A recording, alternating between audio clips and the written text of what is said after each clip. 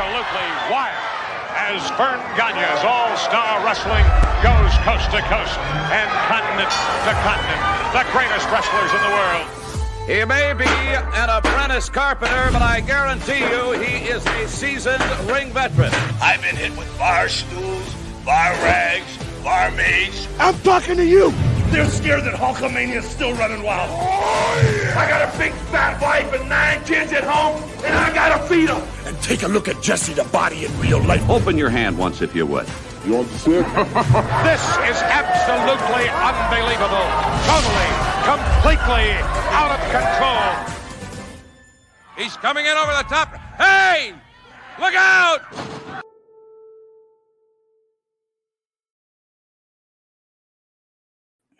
Welcome into this week's edition of AWA Unleashed. We are the preeminent #1 podcast dedicated to telling the stories and reliving the memories of the American Wrestling Association.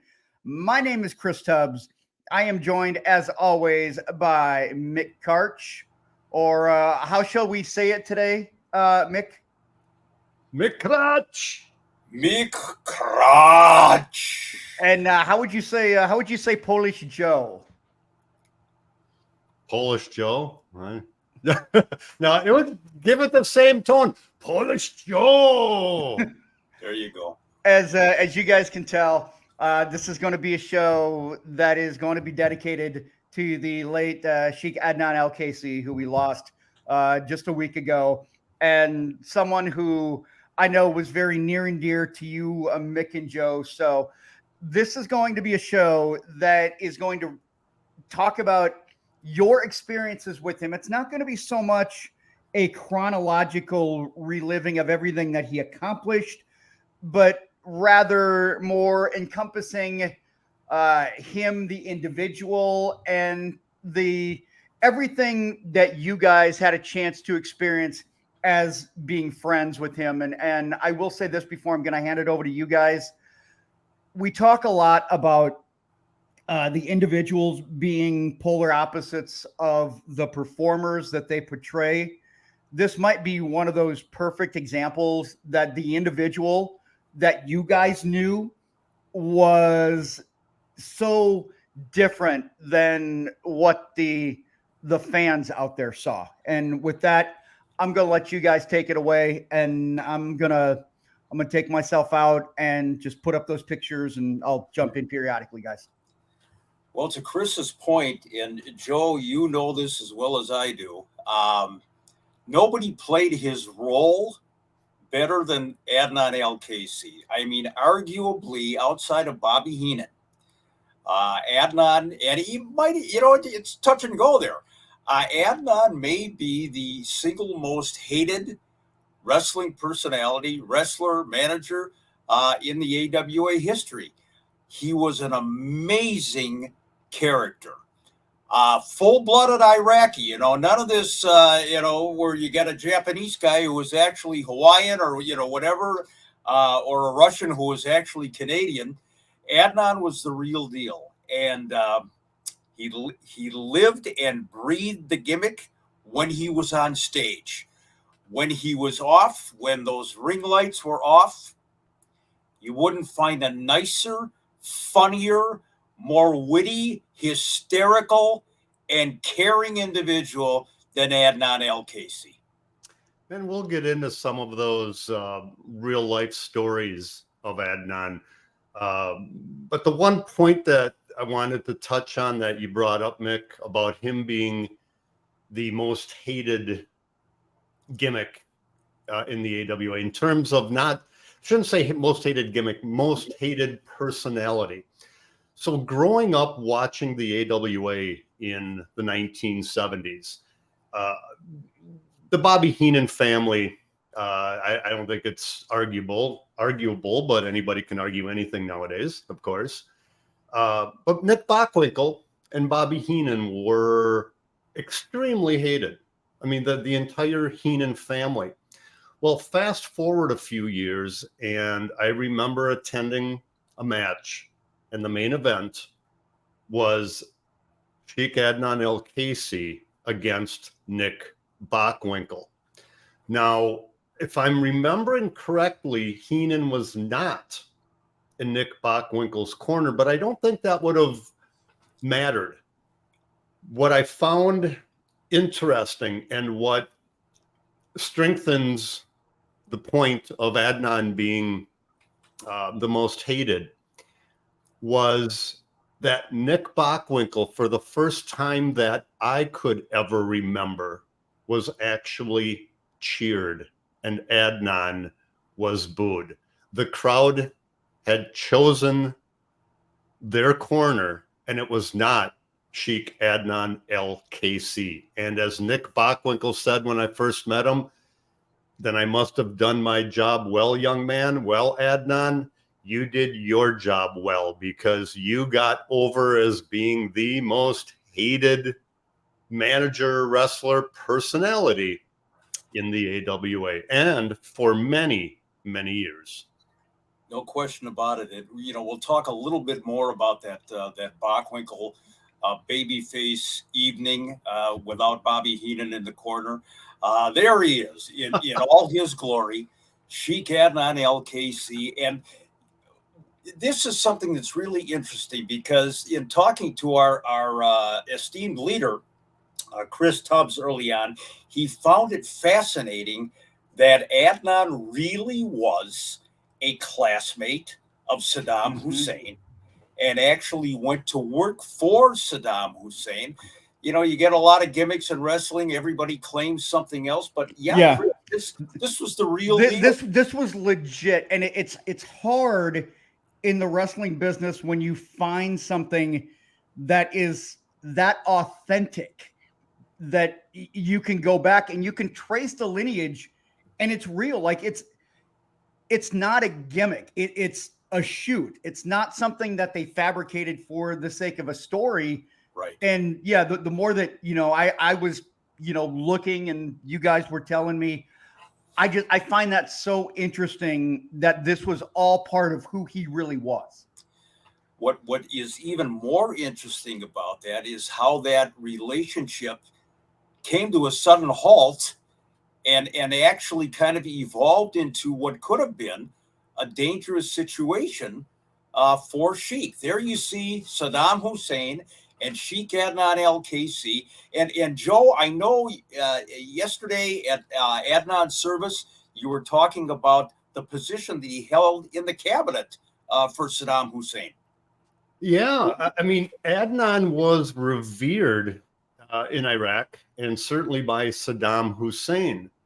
There's the one story, well, two stories, but the first one was told yesterday by Adnan's nephew, and that was when Saddam would negotiate. He would be in this room, and there would literally be piles and stacks of $100 bills that Adnan would bring in whoever he's negotiating with, and then before the negotiations would start, he would take his gun out and put it on the table and say, okay, now let's talk.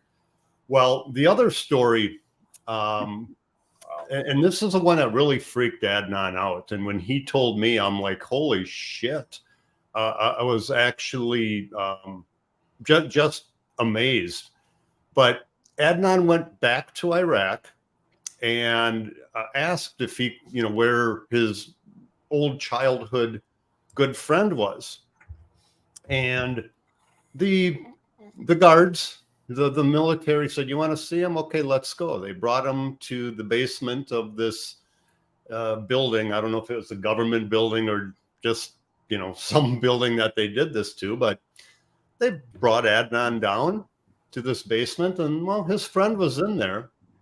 He was lying face down on a table, all four limbs tied, just sort of spread eagle. And there was a fire hose on full blast shoved up his ass. And as Adnan told me, he had water coming out of every orifice. He had been there for a while. He was ballooned up with water weight. And Adnan said he knew right then and there that he needed to get the hell out of Iraq, because he He just did not feel safe. And to the best of my knowledge, that was the last time that Adnan had gone back to Iraq, at least as long as Saddam Hussein was alive. So let me ask you, that kind of answered the question that I wanted to follow up on. So to kind of follow up on that, guys, and I don't know if you can answer this, but did you ever get the sense that he was kind of tiptoeing that line about his former relationship? I mean, did he very clearly try and separate himself from what was going on when he was over here for people to not have that perception that, you know, he was in favor of everything that was going on, like he was a proponent of everything that was going on over there, if that makes sense?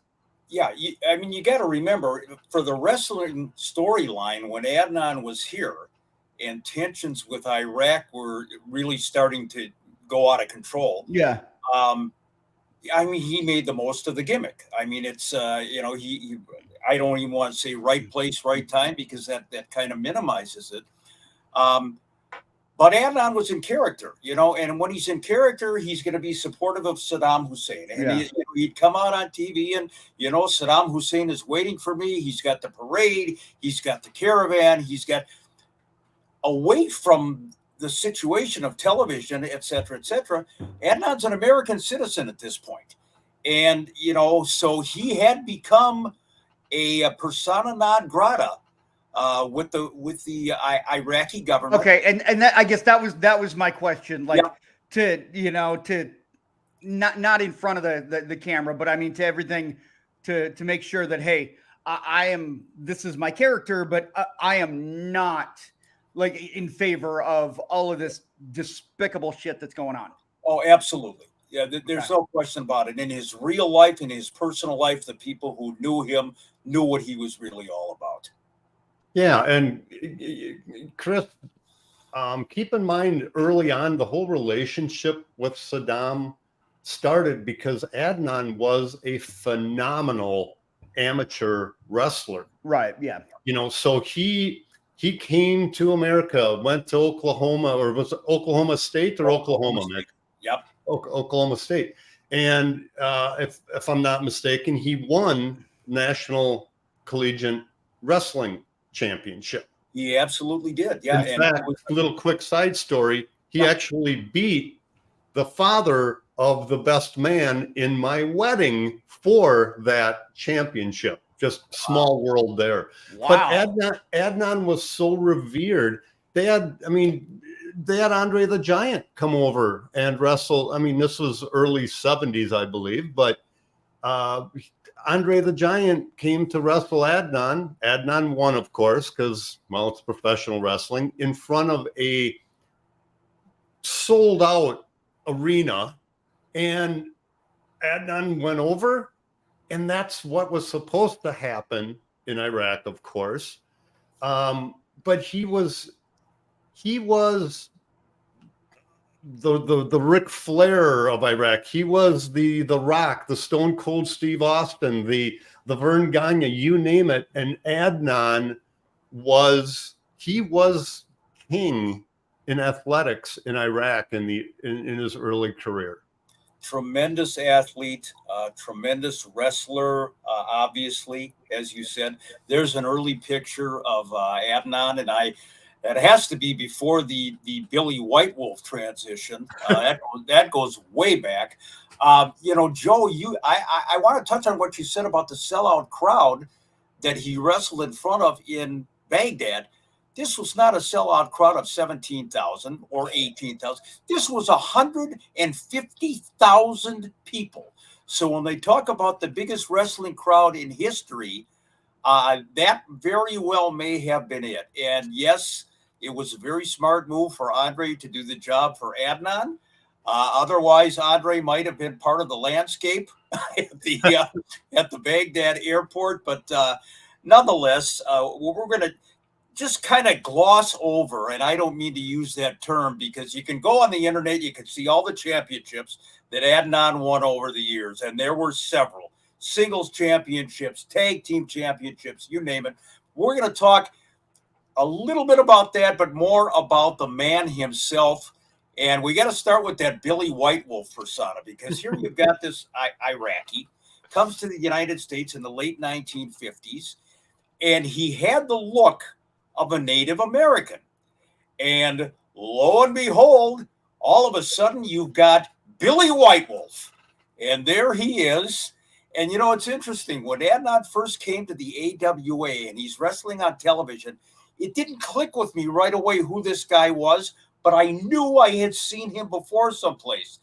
Finally, it came to me, wait a minute, wait a second, this Sheik was Billy White Wolf. And Billy White Wolf, of course, was a tremendous baby face, wrestled in the Pacific Northwest, wrestled in the South, and eventually, of course, went to the WWF, teamed up with Chief Jay Strongbow, and won the tag team championship in that promotion. And Joe, you and I have talked about the irony that you have an Iraqi and you have an Italian American, and they are wrestling as American Indians, professional wrestling. Yeah, it's sort of. I'm sorry, I'm just laughing because it's so ridiculous. But I look at sort of the bigger picture of it and how wrestling itself has evolved. Mm-hmm. You don't have the wrestlers today don't use the political conflicts. Correct. That you know, Baron von Raschke is a German and Shiek Adnan Al-Kaissie as an Iraqi. They certainly, oh, look, great picture. But yeah, an Italian and an Iraqi as a couple of Native Americans. Hey, you anyway. know what? It's the world of wrestling, and I'm sure in some wrestling centers around the United States, they're still fighting World War II. But that's kind of the way it was with Adnan. But the Billy White Wolf persona, I mean, this guy was clean cut. He was a scientific wrestler. He had the background. Going in, he had that basic wrestling ability, and it was just a natural for him to become the babyface. And what a complete transition when he became the Sheik in the AWA area. And you know, the rest is history. We've got some stories about Adnan that we have got to tell. But again, you talk about a guy who ran the gamut. Comes here, great amateur wrestling background, becomes a Native American, wins a tag team championship, and then lo and behold, he becomes a Sheik years later, and kind of finished up that career, or his career, that way. The hated guy who was a member of the Hopkins Lions here in the Twin Cities area. So many stories about Adnan Al-Kaissie. And again, you know, we can talk about the championships ad nauseum, but that's not what we want to do. You're going to get that all over the internet and podcasts and everything else as people celebrate his life. But we've got some personal stories that will give you a little bit of insight into Shiek Adnan Al-Kaissie away from the ring. And Joe, you and I knew him very well. You worked with him from a production standpoint, you know, in some of his matches. And I, of course, called some of his matches, had him as a guest on SNR. That's what we want to talk about, because you're not going to hear these stories anywhere else, folks. What we call the real Adnan Al-Kaissie. And of course, when he came to the AWA, he had that infamous run-in with Tito Santana that really put him on the map. Adnan's dancing girl got a little bit. Oh, look at him there. Look at that damn sword. And we're going to talk about that thing too a little bit later on. But Tito Santana, the Adnan's dancing girl, got a little bit too close to Tito, and Tito didn't move, but he was kind of eyeing her up and down, and she didn't go for that. And he pulled his harem girl away from Tito Santana, roughed her up a little bit. And when Tito tried to intervene, he got clocked with that Adnan Al-Kaissie sword. And the rest is history. That was the trajectory. It started right there for the Sheik. That's when it started for me. Couldn't stand the man. It's like I didn't like him before that, but that incident on All Star Wrestling really put it over the top for me as a fan. And as we've mentioned before, that situation that happened on All Star Wrestling, it was very rare because it was typically a squash match. You'd have Tony Leone getting a snot kicked out of him by Hulk Hogan or the Crusher or whomever.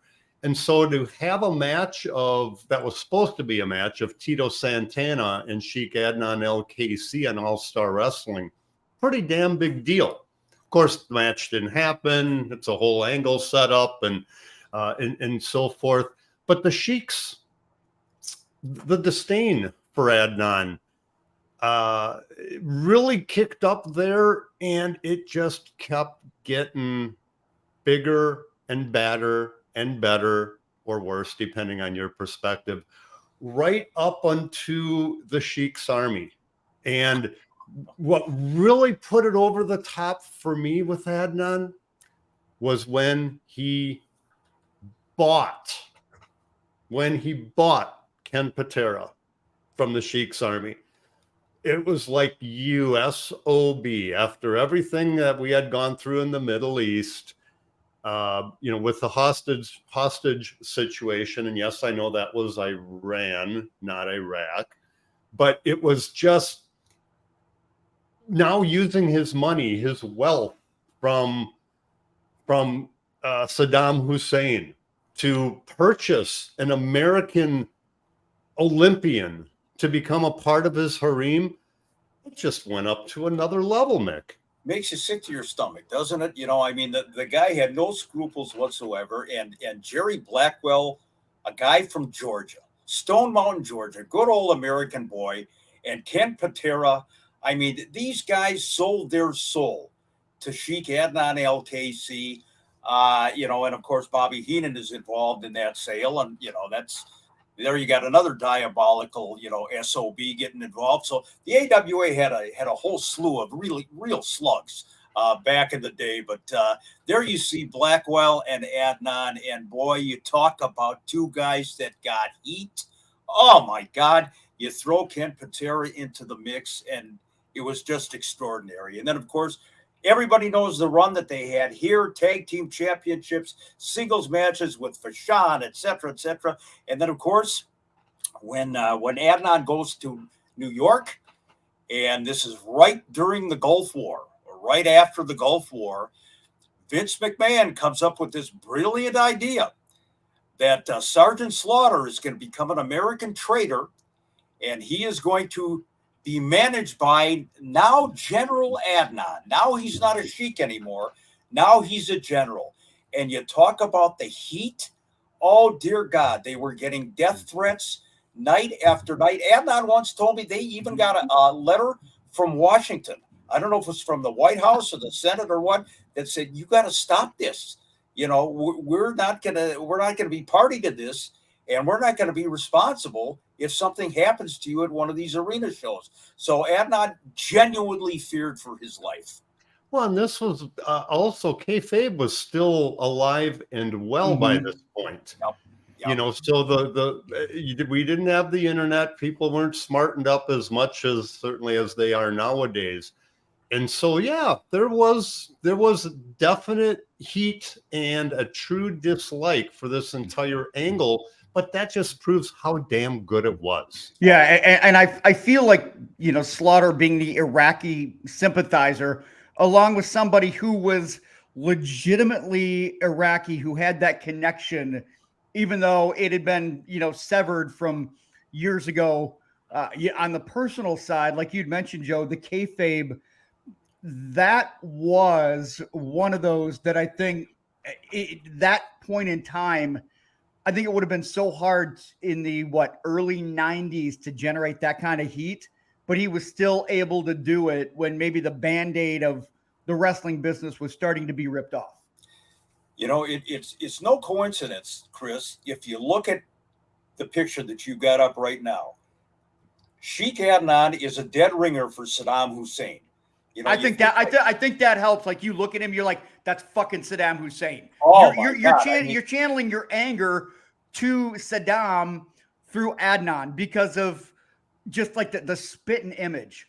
Absolutely. I mean, you go back to those old Billy White Wolf clean cut pictures that we put up before. I mean, this is by design. He wanted to look exactly like Saddam Hussein, which only added to the heat and the rest. It was brilliant. I mean, brilliant. It was brilliant from his perspective. I mean, I know it's, not AWA and it was Vince McMahon, but it was brilliant for Adnan to take it. And I feel like that gave him another, I don't want to say another life, but it extended his career to a point that it exposed him to the WWF audience. Absolutely. So you look at Adnan, and Joe, I know you'll agree with this. So you got a guy who's in the business for how many decades, and he really had 3 separate careers. He's Billy White Wolf, he's Shiek Adnan, and then he's General Adnan. And he did it so well.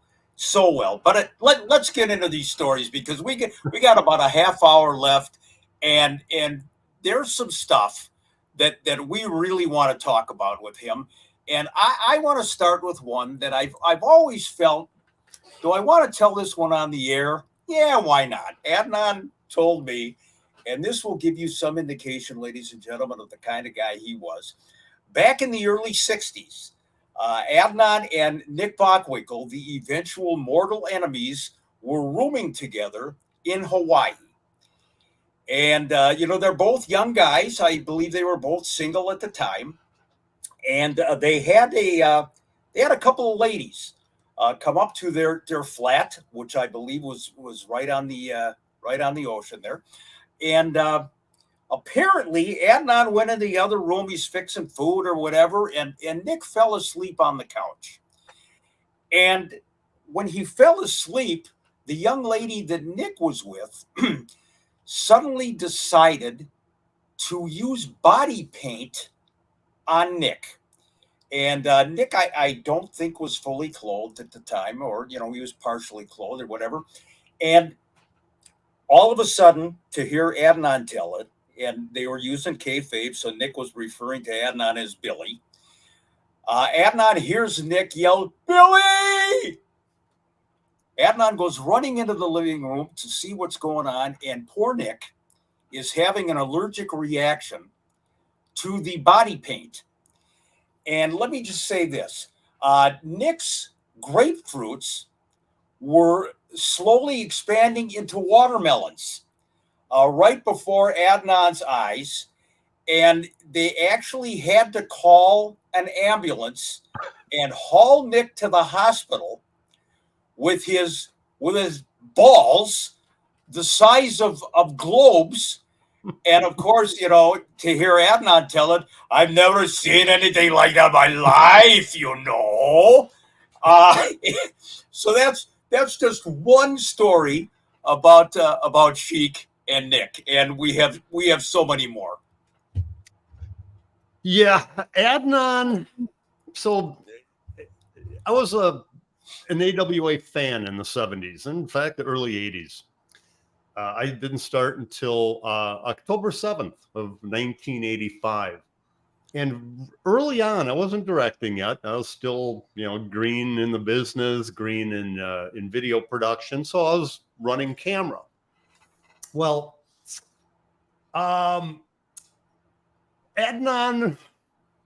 he always loved a good rib. It wasn't in the vein of a Kurt Hennig or the Midnight Rockers. It was just Adnan being Adnan. Gotcha. So I'm running camera, and we're taping. Okay, I've got Larry Nelson right in front of me with whomever is going to be on the interview with them. Got my headset on. Got my hands on the tripod handles, and all of a sudden, it's like, what the hell?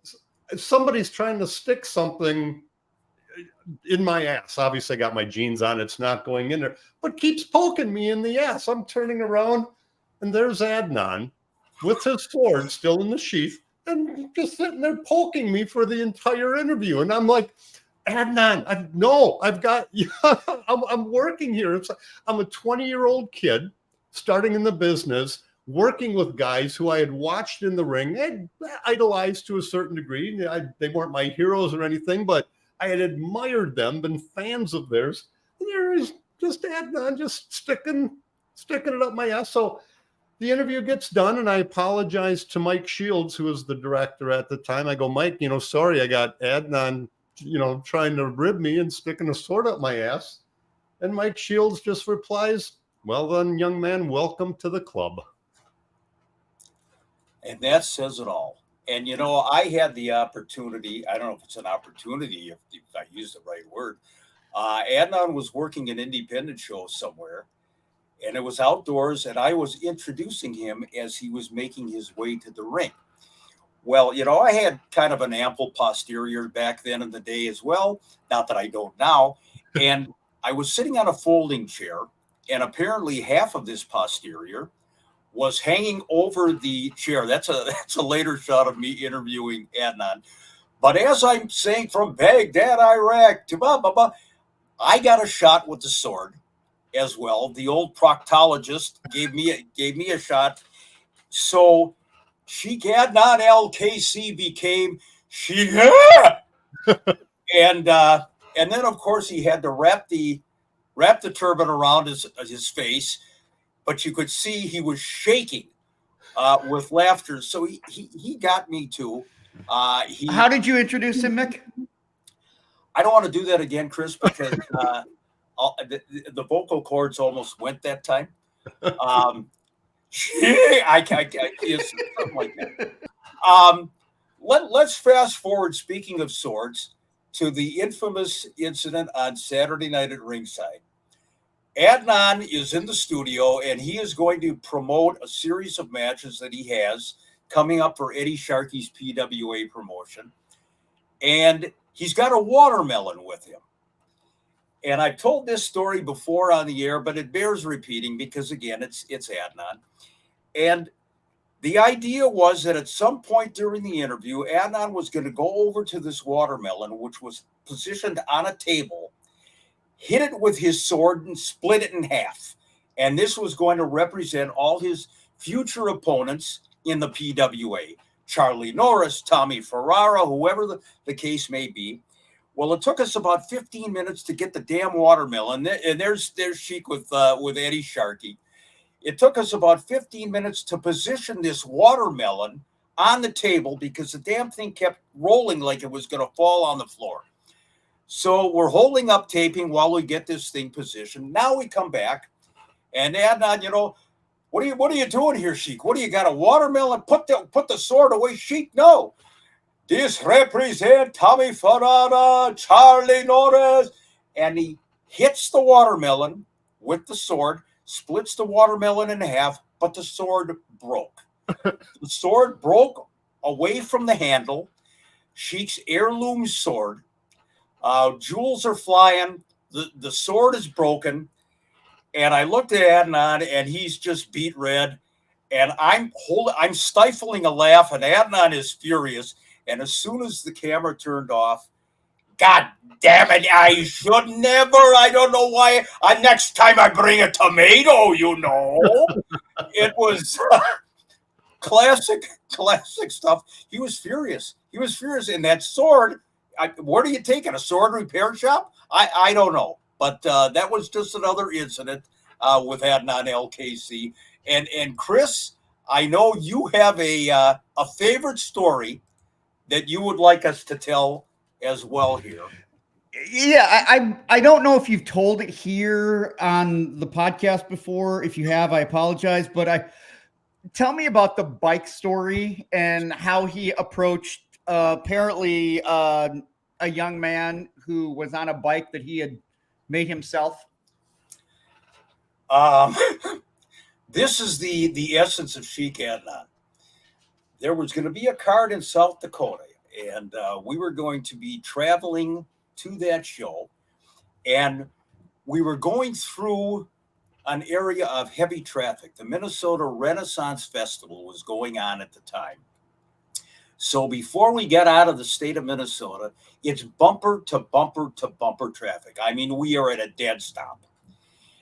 And Adnan looks off to his right. I'm in the back seat. I believe Jay Soltis, referee, was driving. And Adnan looks over and he sees a kid, probably 12, 13 years old. And this kid is obviously, I want to be politically correct here, he's a little touched. Well, Adnan rolls down the window and we're all thinking, oh, please. No, Adnan, leave him alone. And I'm just sinking in the back seat. And Adnan yells to this kid, this innocent kid, "Come here, you prick." Well, the kid, I don't know if he was like a deer in the headlights. I don't know if he was mesmerized by Adnan. Instead of doing the smart thing and hightailing his ass out of there, he walks his bike over to where, the car. And Adnan says, "Where did you get that bike?" "I made it at home, sir." "I can see that you made it at home. One wheel is small, one wheel is big. Who taught you how to make a bike?" And this poor kid, I'm telling you, Chris, the beads of sweat, the tears are forming. And I kicked the back of Adnan's seat and he rolled up the window.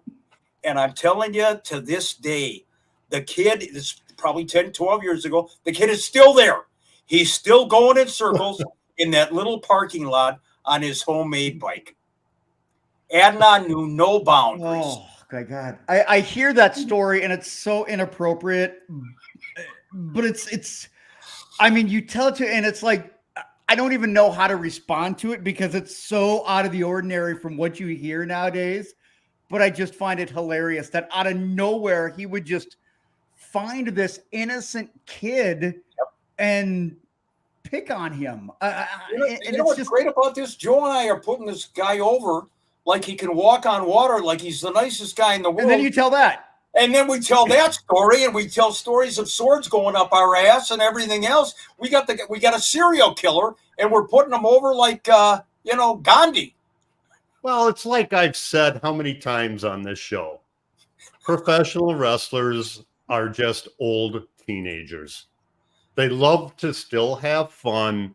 Sometimes it might go a little bit further than it should, but they just love to have fun. And when you're traveling on the road by car with a bunch of guys, for a couple, 2, 3, 4, sometimes longer hours, you got to find something to do. And then sometimes the ideas are good. Sometimes, not so much. But yeah, Adnan, as I said earlier, he loved to rib people. And that was a good one. You had the opportunity, as I did, to work in the studio with Adnan, who loved his garlic. Oh, God. He loved his garlic and he loved his tabbouleh, Mediterranean salad. And he would deliberately, right before he came into the interview area, I don't know if he did this with you, Joe, he would take a bite out of that raw garlic. And he would come in and I would, introduce him and he would, and he would deliberately, the nose hairs got burned, the eyebrows got singed, and again, a rib by the Sheik. A rib, yes, but he genuinely loved garlic so much. He would walk into the studio. I literally could smell that Adnan was here. I did not have to look or hear his voice. I could smell Adnan 20 feet away. He could be on the other side of the control room door, and I knew Adnan was in the studio. He would chomp on cloves of garlic.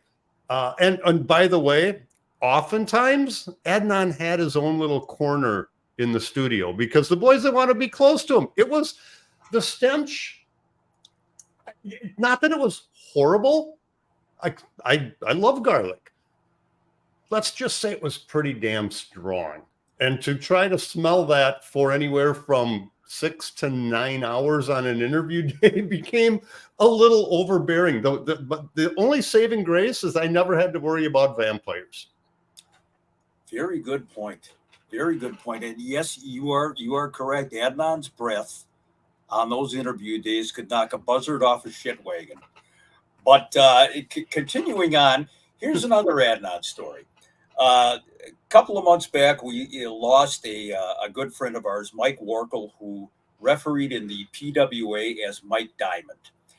And when Adnan retired, he opened up a deli in downtown Minneapolis, right off of, I believe, Hennepin, Harmon, kind of in that area. And Mike Diamond had the misfortune of working for Adnan. And, was just doing handiwork around the joint or whatever it was. But sadly, Mike Diamond wound up refereeing one of Adnan's matches. And I believe this was at a Northern Premier Wrestling event. And Adnan was Adnan. And Mike Diamond had very little hair left. He had a little sprout of hair. But Adnan, for some reason or other, got into an argument with Mike Diamond. And again, remember, this is his employee away from the ring. Adnan sinks his hands into those remaining hairs. And he is pulling and pushing poor Mike Diamond. And he's looking over at the announce table because he knows we're all mortified, but we're laughing hysterically as well. He's brutalizing this poor kid. And then, Mike Diamond, he's got tears running out of his eyes. And of course, again, Adnan, after this is all over, he's got to cover up his face because he's laughing hysterically. So even if you were an employee of Shiek Adnan Al-Kaissie, you were not safe. And Mike Diamond, God bless him, till the day he passed, he still remembered that incident like it was a week ago. Incredible. Well, let's talk about a couple of other guys who worked for the Shiek. The first one I want to bring up, and he said it all the time in his interviews. I work for the Shiek.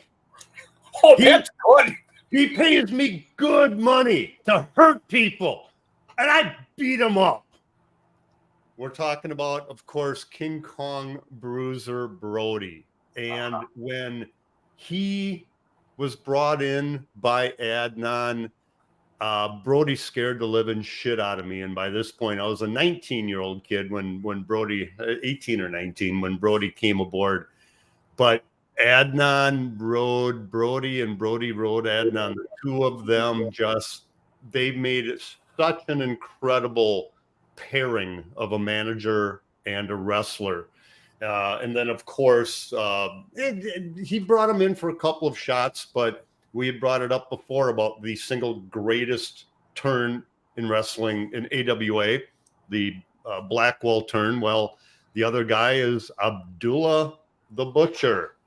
The hell is he eating there?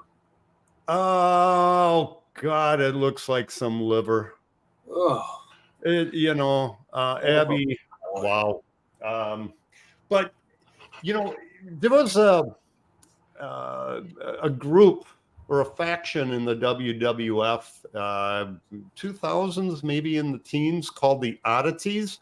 I think they took the example, or they followed the theme that Adnan had. When you've got Blackwell, Brody, Abdullah the Butcher, talk about some oddities in a faction. I think Adnan started that one. You add to that list Nord the Barbarian, who's not exactly, the most meek, quiet guy in the classroom. You had the Mongolian Stomper, was part of that faction, Sheik's army. Even Ali Khan, Tom Lintz, towards the very end, managed to sneak in there and become a member of Sheik's army. So yeah, they definitely were the oddities. The Brody Blackwell feud, one of the greatest in AWA history, no question about it.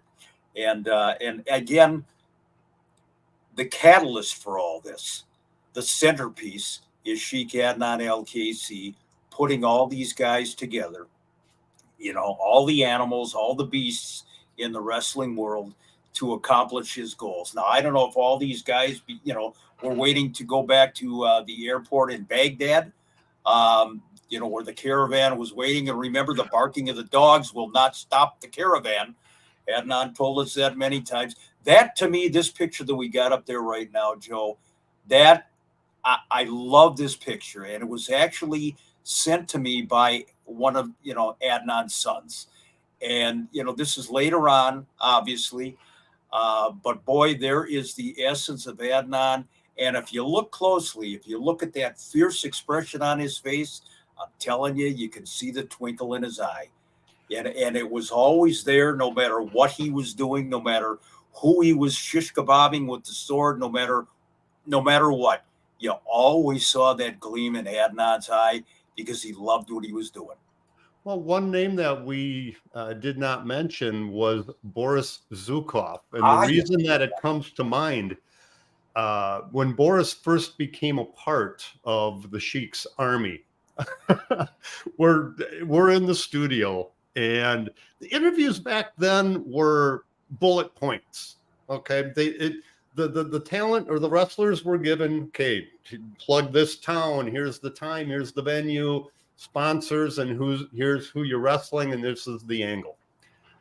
Well, Adnan brings Boris Zukov into the interview, and unbeknownst to anybody, Adnan starts talking about the size of Boris Zukov's head, and he wasn't wrong. I mean, Boris did have a very large melon.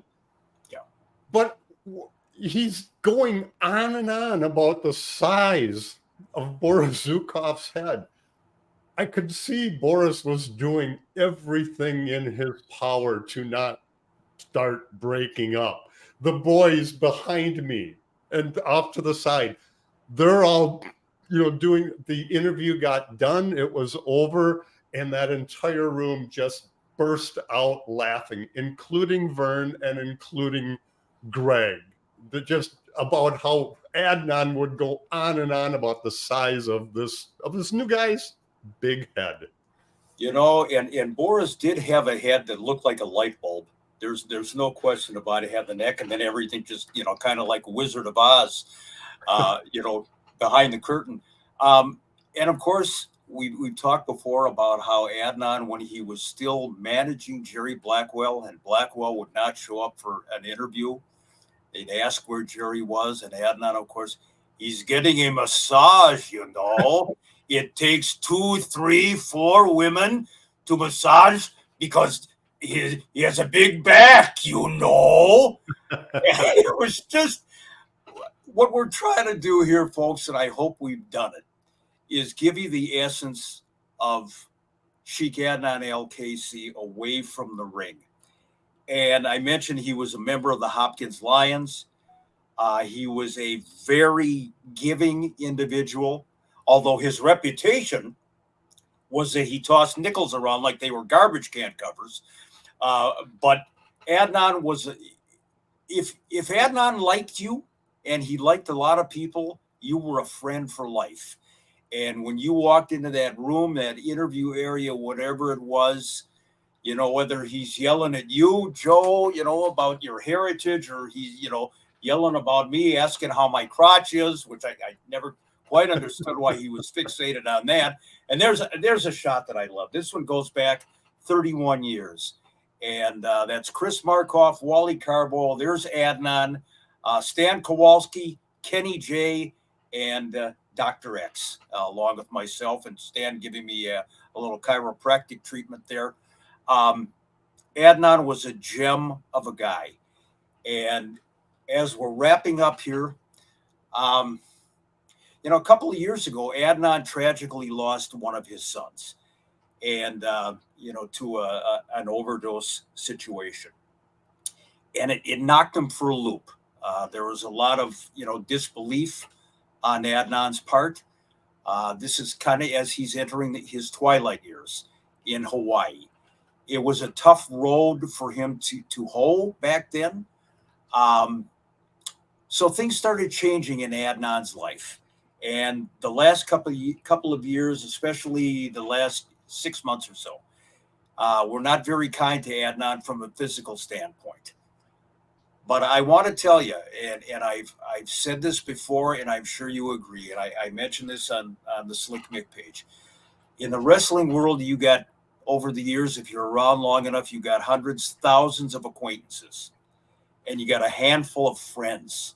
I mean, real friends that you develop that bond with that lasts for years and years. And for me, Adnan Al-Kaissie, just one of the greatest friends I had in the wrestling business. He ribbed the shit out of me, but I loved it. I loved every minute of it. And talk about a guy that's going to be sorely missed, not just because of his wrestling prowess and his managerial prowess and his talent in front of the microphone, but because of the kind of a human being he was. I absolutely love this guy. Rest in peace, Adnan. Yeah, just sort of reflecting back, the last time that I saw Adnan, it would have been just over 2 years ago. It was an event down in Stillwater, and I was at the show, working backstage, and the promoter had told me that Adnan was going to be here. Now, I had not seen Adnan since, I want to say, 1989, and this would have been August of 2021, so 32 years. And rightfully so, my head is cut off, so I apologize for not sizing that properly for you, Chris. But it was at that event, and when he told me, the promoter told me that Adnan was going to be there, I got excited because I hadn't seen him for so many years. He had moved to Hawaii and so forth. And when he pulled up, his daughter drove him in this big black SUV. I'm like, okay, this is appropriate. Here we've got Saddam Hussein Jr. pulling up. And as I'm walking towards the car, I could see Adnan looking at me, and he just had this big smile on his face, but it wasn't a clear smile. And by that, I mean that when he looked at me and saw me, I got a glimmer that he knew who I was, but it had been so many years. And as Mick referenced, I mean, Adnan had some health issues, shall we say, at the end, and went to the passenger side door, opened it up, and I go, Adnan, you Sheik's a freak, you cockroach. Another one of his things that he always loved to say to Gary DeRusha and I. And he looks at me, and he's still got that brilliant Adnan smile. And I go, Sheik, remember who I am? And I could see that he could tell, but he couldn't remember. And I go, remember a production guy, Polish Joe, who used to stick the sword up my ass? He goes, Polish Joe! You got all excited. He got out of it, and, gave me a big hug, took that picture. We started talking about the old AWA days. He still looked great, had that tan that he always loved to have. And then I proceeded to tell him when we got done with our little shtick, and told him, hey, we got a wrestler over here, Eddie Sharkey. Remember Eddie? Oh, yeah. And I recorded it, put it on my Facebook page, the two of them slowly walking back together again, and they got back together. And for that instant, I had my childhood come back to me, and I could see that these two legends got back together again for the first time in so many years, and seeing them in their advanced age, their physical limitations were very evident, but I could still just look at them and smile, because for that instant, I'm watching All-Star Wrestling on Saturday evenings, later Sunday mornings, and reliving those early days of the AWA. So Adnan, thank you for everything you did. I grew up hating you, and that means that you, sir, did your job well. That he did. And Joe, very well put. You captured the essence of the old school wrestlers, guys that we grew up with, that don't see each other for decades, and then when they reunite, it's just like old home week, and it's great to see. And in conclusion, again, if you want to read about Adnan Al-Kaissie's wrestling career, it's on the internet. It's out there. We wanted to kind of show you a different side of Adnan. And if you thought he was this mean, nasty, horrible infidel, that wanted to take the titles back to Iraq, that was not the case. Adnan he loved his country. He loved the wrestling fans, and we loved him. So, Adnan, in conclusion, my friend, fly high, and thank you for everything.